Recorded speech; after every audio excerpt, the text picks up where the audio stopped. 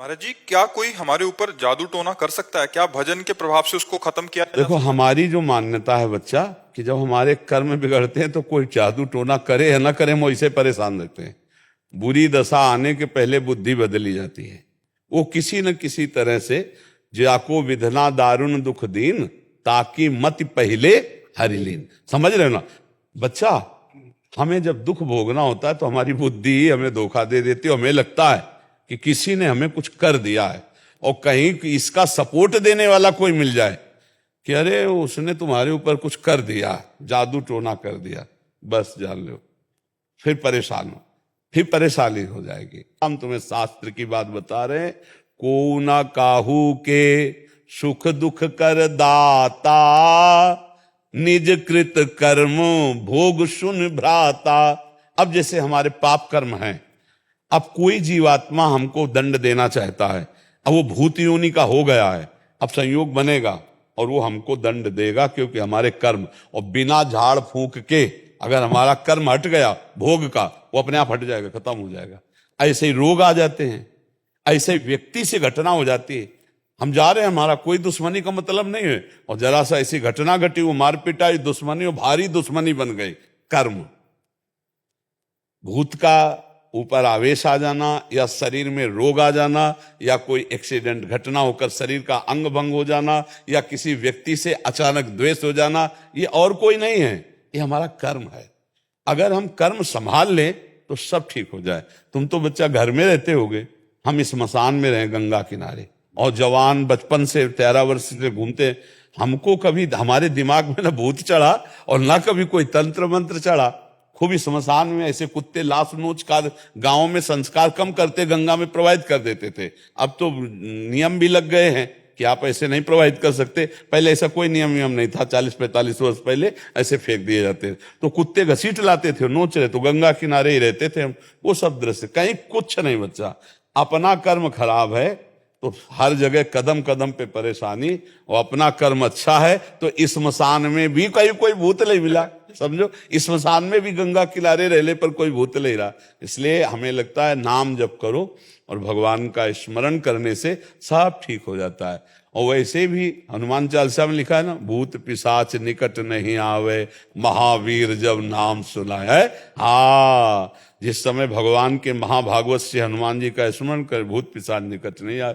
हम जब बचपन में थे तो जिस एक घर में जाना होता था तो एक गली थी अंधेरी, दो होते हैं किसानों के यहाँ गाँव में, दो होते हैं, एक जहाँ जानवर और बैठक होती है, और एक होता है घर, जहाँ घर परिवार बहुएं रहती है, तो थोड़ा अंतराय होता है। तो वहां से जब जाओ तो अंधेरे गली थी, तो जैसे माता जी कहते बहुत डर लगता है, तो कहते थे हनुमान जी जपो। तो ऐसे आसपास देखा, अंधेरे में बिजली तो गांव में होती नहीं थी, तो जय हनुमान जय हनुमान जय हनुमान, वो तीव्र गति से भाग गए और अपने घर में गए, जय हनुमान। और ये पक्का विश्वास था कि जय हनुमान कहेंगे तो भूत छुएगा नहीं, क्योंकि अम्मा ने बताया है कि जय हनुमान कहने से संस्कार बचपन से पढ़ते हैं।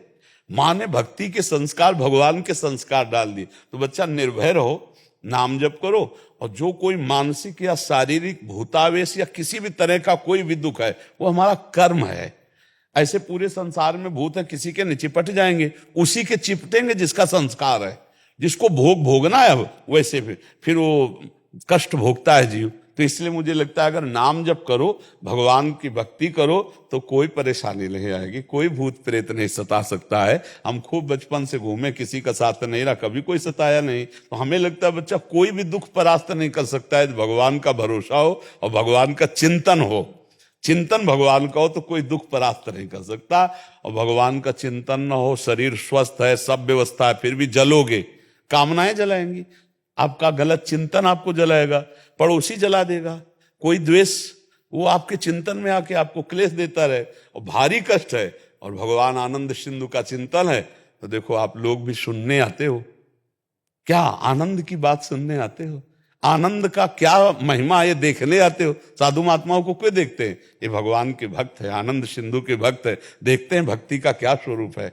एक अलौकिक शांति मिलती है। देखो आप लोग यहाँ बैठे हो, एक अजीब शांति, एक अलौकिक शांति जो किसी भी तरह से अन्य उपायों से नहीं हो सकती, वो यहाँ बैठने मात्र से आपको मिलेगी। क्योंकि भगवान का धाम है, भगवान की भक्त जैसे भी हैं भगवान के ही है ना, तो उसका प्रभाव होता है, जो परिवर्तन होता है ना लोगों के दिमाग का, तात स्वर्ग अपवर्ग सुख धरी तुलाए कंग, तूलन ताय सकल मिल जो सुख लव सत्संग। तो ये भगवान के प्रभाव से होता है, क्योंकि हर समय भगवान के जैसे चिंतन हो रहा है। अब जो बोल रहे हैं तो भगवान की बातें बोल रहे हैं, तो आपके दिमाग में वो जाकर अपना प्रभाव डालती है।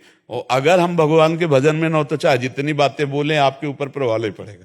प्रभाव तभी पड़ता है जब खुद हो। तो इसलिए बच्चा नाम जप करो। भगवान के कुछ स्तोत्र है, हमें पक्का विश्वास है भगवान का नाम कीर्तन जिस घर में होगा वहां प्रेत प्रवेश नहीं कर सकते, वहां कोई तंत्र मंत्र काला जादू ये सब प्रवेश नहीं कर सकते। क्या जाता है 20 मिनट उठाओ मंजीरा और जोर जोर से भगवान के नाम का कीर्तन, जो नाम प्रिय लगे, राधा राधा राधा राधा। विशेष विशेष ध्वनियों में संत जन गाते कि संसारी पुरुषों को धुनिया पसंद है तो उसी धुनी में गाओ राधा राधा राधा। गाड़ी में लगा लिया और राधा राधा, संगीत और ध्वनि से ज्यादा मन आकर्षित होता है, तो उसको सुनते हैं हम। जब राधा नाम कीर्तन करते हैं तो परम मंगल हो जाता है। ये विश्वास मान लीजिए बच्चा, जिस घर में नाम जप होता है, ठाकुर जी का चरणामृत उतरता है, उनको स्नान होता है, भोग, वह आए सब जो विघ्न डालने वाले विनायक हैं ये प्रवेश नहीं दे पा सकते।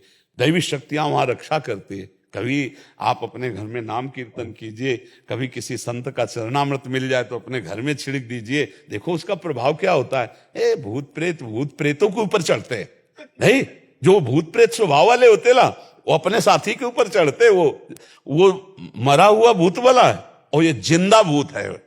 अब मांस खा रहे हैं, शराब पी रहे हैं, बेविचार भूत नहीं और क्या है। अब मरेंगे तो भूत बनेंगे, तो जिंदा भूत है। अब उन्हीं के ऊपर चढ़ते हैं आकर के, कर्म बिगड़ जाता है तो वो चढ़ नहीं। हमें कोई बताओ किसी संत के ऊपर भूत चढ़े हो, किसी भक्त के ऊपर कभी भूत चढ़े हो, हमें कोई उदाहरण दो कि उन भक्त के ऊपर भूत चढ़ गए। हाँ, अगर मिलेंगे भी तो मंगल करेंगे। जैसे गोस्वामी तुलसीदास जी काशी के पार जाते थे गंगा के शौच, तो जो शौच का पानी बचता तो ऐसे सहज एक पेड़ था उसमें डाल देते, उसमें रहता था भूत। अब वो अपवित्र पानी पीता है तो शौच का अपवित्र पानी पीता।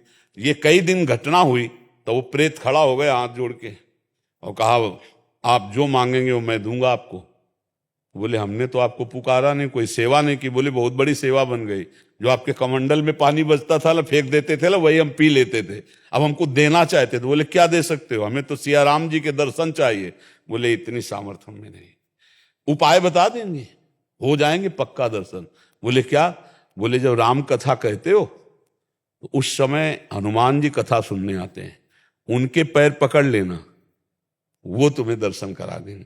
बोले हम पहचान कैसे पाएंगे कि हनुमान जी आते? तो बोले सबसे पहले कथा में आके बैठ जाते हैं और मलिन भेष है और बूढ़े स्वरूप में आते हैं और सबसे पीछे कथा में प्रणाम करके जाते हैं। जो ऐसा करे वो हनुमान जी होंगे।